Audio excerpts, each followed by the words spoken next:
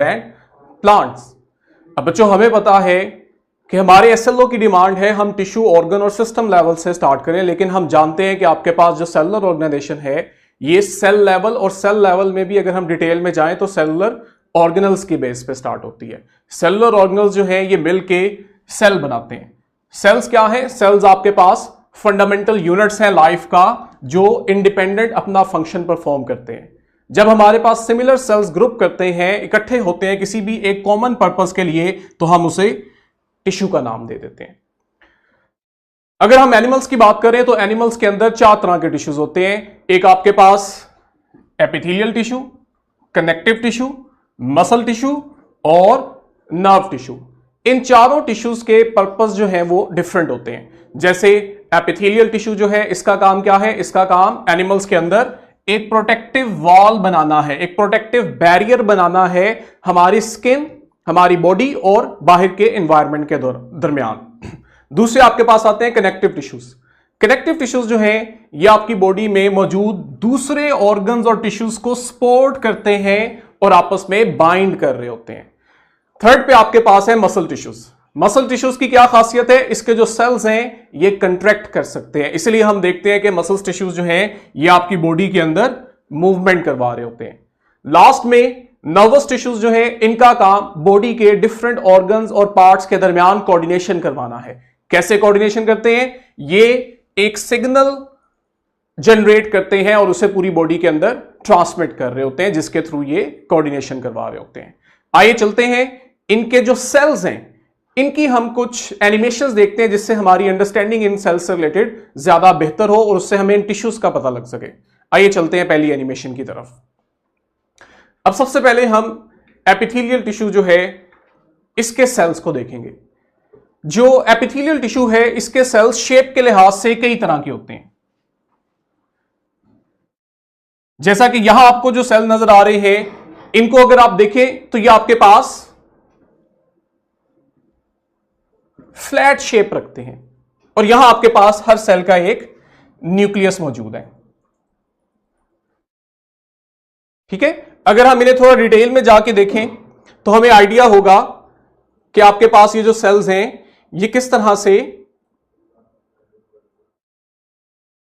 Flat surface रखते हैं, जबकि सेकंड कैटेगरी जो आती है आपके पास इन सेल्स में, अगर आप इनकी शेप देखें तो आपको पता लगेगा इनकी जो शेप है ये क्यूब लाइक है।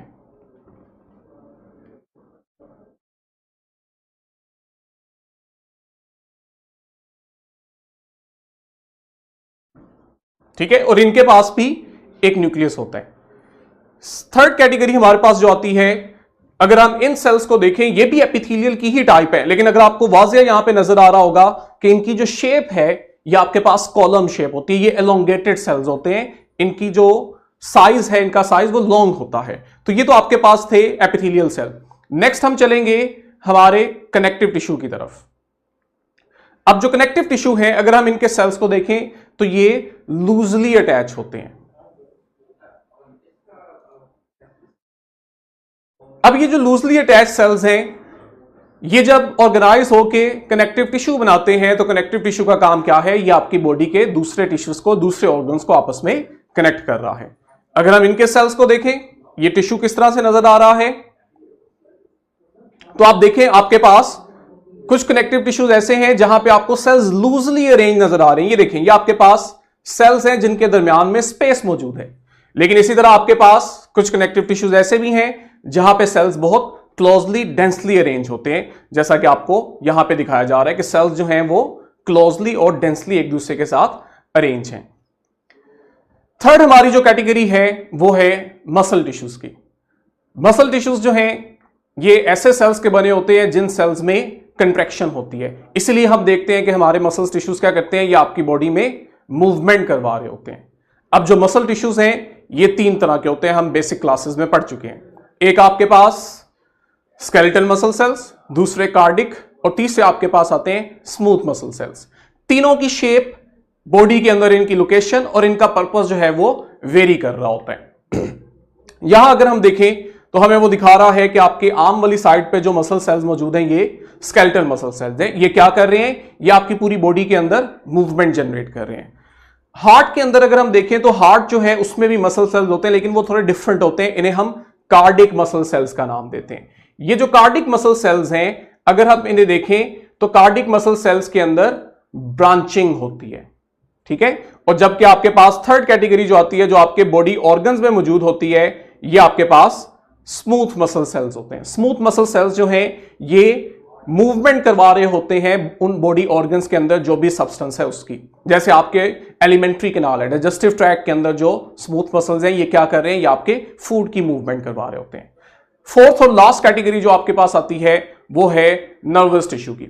नर्वस टिश्यूज जो है, इनके जो बेसिक सेल्स हैं जिससे ये मिलकर बने होते हैं, उन्हें हम न्यूरॉन्स का नाम देते हैं। और न्यूरॉन्स क्या करते हैं, ये एक स्पेशल सिग्नल जनरेट करते हैं जिसे हम नर्व इंपल्स कहते हैं। ये हम पढ़ेंगे हायर ग्रेड्स के अंदर। इस सिग्नल के थ्रू ये आपकी बॉडी के डिफरेंट पार्ट्स के अंदर कोऑर्डिनेशन कर रहे होते हैं, जिससे हमारी बॉडी जो है वो अपने नॉर्मल फंक्शंस को परफॉर्म कर रही होती है। ये आपके पास एक न्यूरॉन की शेप है, और यहां पे आप जो स्पार्क देख रहे हैं ये असल में क्या है, ये उस न्यूरॉन का जनरेट किया हुआ मैसेज है जिसके थ्रू वो दो न्यूरॉन्स आपस में कम्युनिकेट कर रहे हैं। आइए चलते हैं वापस हम अपनी स्लाइड्स की तरफ। जिस तरह हमने एनिमल्स के अंदर डिफरेंट टिश्यूज देखे, बिल्कुल इसी तरह आप देखते हैं कि आपके पास प्लांट्स में भी डिफरेंट टाइप्स के टिश्यूज होते हैं। नंबर 1 आपके पास मेरिस्टेमेटिक टिश्यूज है। अच्छा, मेरिस्टेमेटिक टिश्यूज की आपने जो खास बात याद रखनी है, ये जो आपके पास मेरिस्टेमेटिक टिश्यूज हैं, इनके सेल्स के अंदर ये एबिलिटी होती है कि इनमें सेल डिवीजन बहुत ज्यादा होती है, इसीलिए ये प्लांट्स के अंदर ग्रोथ करवा रहे होते हैं। सेकंड में आपके पास आते हैं ग्राउंड टिश्यूज। अब ग्राउंड टिश्यूज जो है ये आपके पास मोस्टली आप देखते हैं जनरली पैरेन्काइमा सेल्स के बने होते हैं। ये जो पैरेन्काइमा सेल्स हैं, इन्हीं की एक टाइप लीव्स के अंदर होती है जिसे आप मीजोफिल का नाम देते हैं।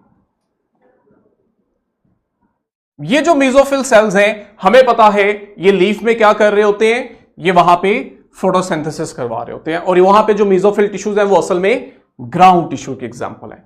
थर्ड आपके पास जो टाइप आएगी वो है एपिडर्मल टिश्यूज। अब जो एपिडर्मल टिश्यूज हैं ये लीफ की आउटर लेयर बना रहे होते हैं, और आपके पास यहां अगर हम डायग्राम के अंदर देखें तो इन्हीं एपिडर्मल सेल्स में एक खास तरह का सेल भी होता है जिसे हम गार्ड सेल का नाम देते हैं। और बच्चों हमें पता है कि गार्ड सेल जो है इनके दरमियान एक ओपनिंग होती है जिसे स्टोमेटा कहा जाता है। ये तमाम स्ट्रक्चर हम आगे डिटेल में पढ़ेंगे। अभी हमारा इंट्रोडक्टरी एसएलओ है, इसमें हमने बेसिक लेवल के अंदर रहते हुए इस सेलुलर ऑर्गेनाइजेशन के अंदर प्लांट्स और एनिमल्स में टिश्यूज, ऑर्गन और सिस्टम की बात करनी है। फोर्थ कैटेगरी जो आपके पास आती है वो है वेस्कुलर टिश्यू की। वेस्कुलर टिश्यू को अगर हम देखें तो हमें पता है इसमें आपके पास दो तरह के टिश्यूज होते हैं, एक जाइलम और दूसरा आपके पास फ्लोएम। करते क्या है, ट्रांसपोर्ट ऑफ मटेरियल। अगर हम जाइलम की बात करें तो जाइलम जो है वो वाटर और न्यूट्रिएंट्स की ट्रांसपोर्ट करवाती है, स्पेशली आप देखते हो वो रूट से लीव्स की तरफ करवाती है। जबकि आपके पास फ्लोएम जो है ये लीफ में बनने वाले न्यूट्रिएंट्स और फूड की ट्रांसपोर्ट करती है प्लांट के डिफरेंट स्ट्रक्चर्स की तरफ। अब हमें पता है कि जो टिश्यूज हैं, जिस तरह सेल्स ऑर्गेनाइज होकर टिश्यू बनाते हैं, इसी तरह जब टिश्यूज ऑर्गेनाइज होते हैं ग्रुप के अंदर और इनका काम जो होता है वो रिलेटेड होता है, ये मिलके कोई एक काम कर रहे होते हैं, तो हमारे पास जो स्ट्रक्चर बनता है उसे हम नाम देते हैं ऑर्गन का। एनिमल्स की अगर हम बात करें तो हमारी बॉडी के अंदर कुछ जो इंपॉर्टेंट ऑर्गन्स हैं उसको यहां हमने मेंशन किया है। जैसे अगर आप लोग देखें, lungs, heart, stomach, kidneys, ovaries, testis, ये सब क्या है, ये आपकी बॉडी के अंदर मौजूद डिफरेंट ऑर्गन्स हैं जो हर ऑर्गन आगे से डिफरेंट टिश्यूज के मिलने से बना है। यहां हमारे पास डायग्राम के अंदर कुछ इंपॉर्टेंट ऑर्गन्स हाईलाइट भी किए हुए हैं। प्लांट्स की अगर हम बात करें तो प्लांट जो है हमें मालूम है इनका स्ट्रक्चर बड़ा सिंपल है, बेसिक स्ट्रक्चर होता है। इनके अगर हम ऑर्गन देखते हैं तो वो इतने कॉम्प्लिकेटेड नहीं है, कुछ बेसिक हमें ऑर्गन्स मिलते हैं। जैसे अगर आप देखो ग्राउंड साइड पे आपको रूट नजर आ रही है, ये इनका एक ऑर्गन है। रूट से आपके पास ऊपर जो स्ट्रक्चर जनरेट हो रहा है इट इज स्टेम। स्टेम ये भी इनमें एक ऑर्गन है, और इनके साथ थर्ड आपके पास जो ऑर्गन है वो है लीफ।